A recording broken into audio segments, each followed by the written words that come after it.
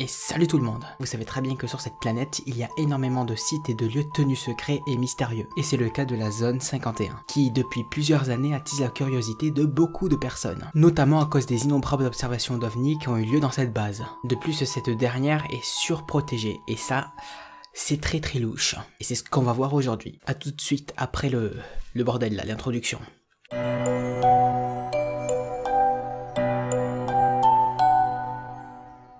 À environ 190 km au nord-ouest de Las Vegas dans le désert du Nevada, la carte officielle devient soudainement muette. Rien de ce qui se trouve dans cette zone n'y est mentionné. Pourtant il y a des montagnes et des ravins impressionnants, des bâtiments de bonne taille ainsi qu'une immense piste d'envol longue de 9,5 km. Mais rien de tout cela ne figure sur la carte, même pas le petit territoire d'extraterrestres à côté. Sur un territoire de la taille de la Suisse, il semblerait que toute activité humaine ait été volontairement occultée, à part si ce sont les extraterrestres qui vivent là-bas.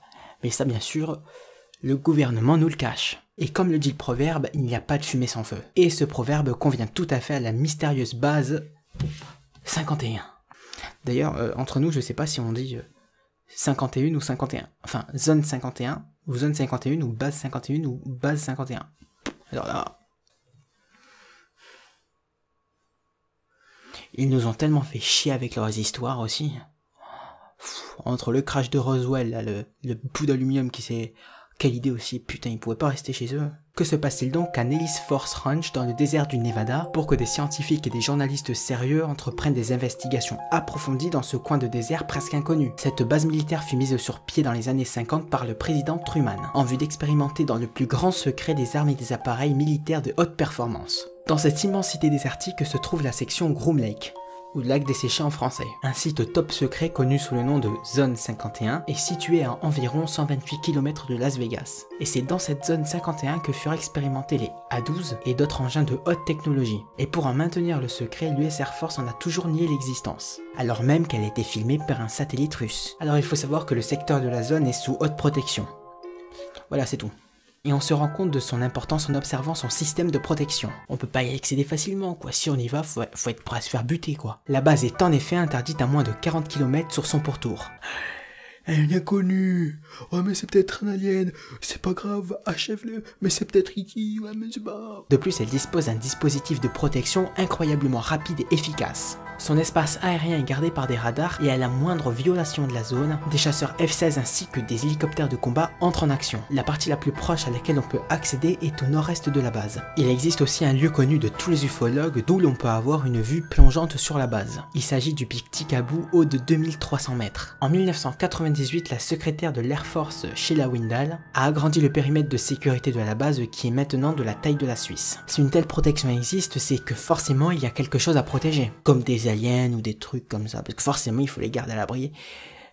Voilà quoi, ça se conserve. Bref, dès 1955, la base était contrôlée par la CIA et cela jusqu'en 1970. Vue d'avion, la base ne couvre qu'une petite superficie de terrain, bien qu'elle se soit étendue au cours de ces dernières années. Mais ce que l'on ne dit pas, c'est que des centaines d'employés sont amenés à la base par avion à partir de l'aéroport de McCarran à Las Vegas. Et cela plus de 10 fois par jour. Tant d'employés pour une si petite structure a poussé les observateurs à conclure que l'essentiel de la base se trouvait sous terre, ce qui a été confirmé par plusieurs techniciens de manière anonyme. Quel est donc le secret de la base 51 qui échauffe les imaginations depuis de longues années? S'il faut en croire les ufologues sérieux, certains militaires et de nombreux scientifiques, la base serait le dépôt des vestiges d'un ovni récupéré après un crash. C'est l'avis de Robert Hochler, technicien à la NASA de 1974 à 1977. Et il est du reste loin d'être le seul, puisque Wendell Stevens, un technicien d'une base militaire, est persuadé du fait. Et c'est connu puisque des gens haut placés sont persuadés du fait.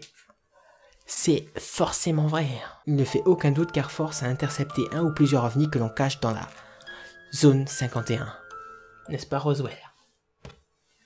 Un certain Bob Lazar, un technicien qui travaillait dans cette zone 51, aurait osé braver l'interdit qui oblige tous les employés de la base à signer une charte imposant un secret absolu. Par cette signature, chaque employé perd une partie de ses droits institutionnels et en cas de révélation interdite, risque de se voir expulsé sans procès dans un pénitencier d'État pour 20 ans. Ce Bob Lazar, qui devait avoir pris de bonnes précautions avant de parler, affirmait avoir vu de ses yeux ce qui est considéré comme le secret de la zone 51, et qu'il appelle aussi la zone S4. Et selon ses affirmations, seules 22 personnes connaissaient cet endroit endroits. Il s'agit de 9 hangars creusés à même la montagne et dont les portes sont dissimulées afin qu'elles ne puissent pas être opérées par les satellites. Et en pénétrant dans l'un de ces hangars, il aurait eu la surprise de voir un ovni en forme de soucoupe. Il eut immédiatement la conviction qu'il s'agissait d'un des derniers prototypes de l'armée américaine. Cependant, lorsqu'il pénétra dans l'engin, ce qu'il observa lui donna la certitude qu'il s'agissait d'un authentique ovni. Bob Lazar admet avoir vu voler la soucoupe. Pour prouver ce qu'il disait, il emmena un groupe d'amis afin d'observer les performances. C'est en 1989 et les essais avaient eu lieu le mercredi une fois la nuit tombée. Les témoins purent même filmer les évolutions étranges de la soucoupe lumineuse. À sa troisième tentative, Bob Lazar fut intercepté et arrêté. On menaça la vie de sa femme en cas de récidive et il fut interdit de séjour dans la zone 51.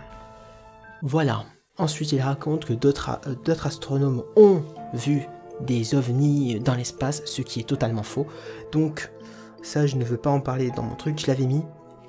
Mais en fin de compte, j'en parle pas. Parce que ça serait vous prendre littéralement pour des cons. Et je pense que vous n'êtes pas des cons. Hein. Il y a déjà assez de documentaires comme ça qui le font. Voilà.